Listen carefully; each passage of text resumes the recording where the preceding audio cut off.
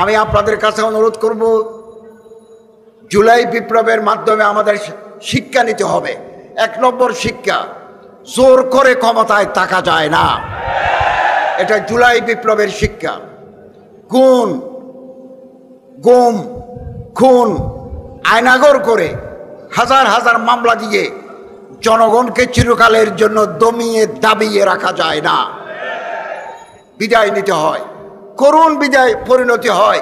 এটাই জুলাই বিপ্লবের শিক্ষা। জুলাই বিপ্লবের আরেক শিক্ষা, এই যে সুযোগ এনে দিল, আজকে আমাদের মাননীয় প্রধান উপদেষ্টা মহোদয় ঘোষণা করেছেন ফেব্রুয়ারিতে নির্বাচন হবে, এবং আমরা চাই এই আগামী ফেব্রুয়ারি নির্বাচন হবে free, fair, impartial and inclusive, সুষ্ঠু, শান্ত, সমৃদ্ধ, এবং আমরা ইতিমধ্যে লেভেল প্লেয়িং ফিল্ড, প্রত্যেকের অধিকার, নির্বাচন করার যে অধিকার, সুযোগ আমরা নিশ্চিত করব। আপনারা নির্বিঘ্নে আগামী ফেব্রুয়ারি মাসে ভোট দিতে পারবেন, এবং এই ভোট হবে দিনের আলোতে, রাতের আঁধারে নয়। এটা রিমার্কেবল ভোটিং সিস্টেম আগামীতে আমরা করব। কেউ যাতে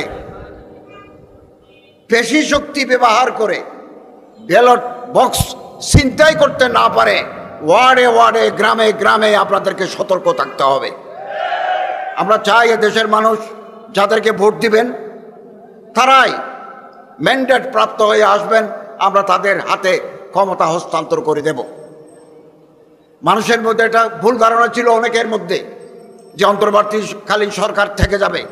আমরা প্রথম দিন থেকে প্রস্তুত ছিলাম যে একটা পরিবেশ, সাধারণত বিপ্লবের পরে আমাদের অর্থনীতি ছিল ভঙ্গুর।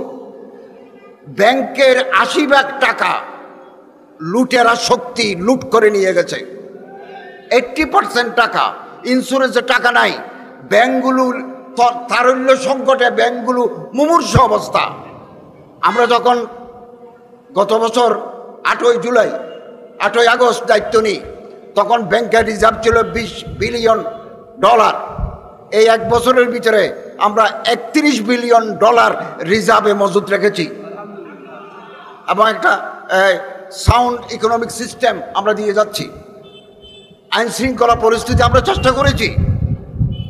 16-17 বছরের জঞ্জাল 1 বছরে পরিষ্কার করা যায় না। একটা বিশেষ দল নিজেদের লোক ঢুকে দিচ্ছে সব জায়গায়, তারা প্রজাতন্ত্রের কর্মকর্তা কর্মচারী হয়ে গেছে, অন্য মানুষ আসতে পারে নাই। এগুলো পরিষ্কার করতে সময় লাগবে। আমরা আশাবাদী আগামী দিনে যারা আসবেন তারা জনগণের পালস অনুধাবন করে দেশকে উন্নতির পথে এগিয়ে নিয়ে যাবেন। আমি আপনাদের কাছে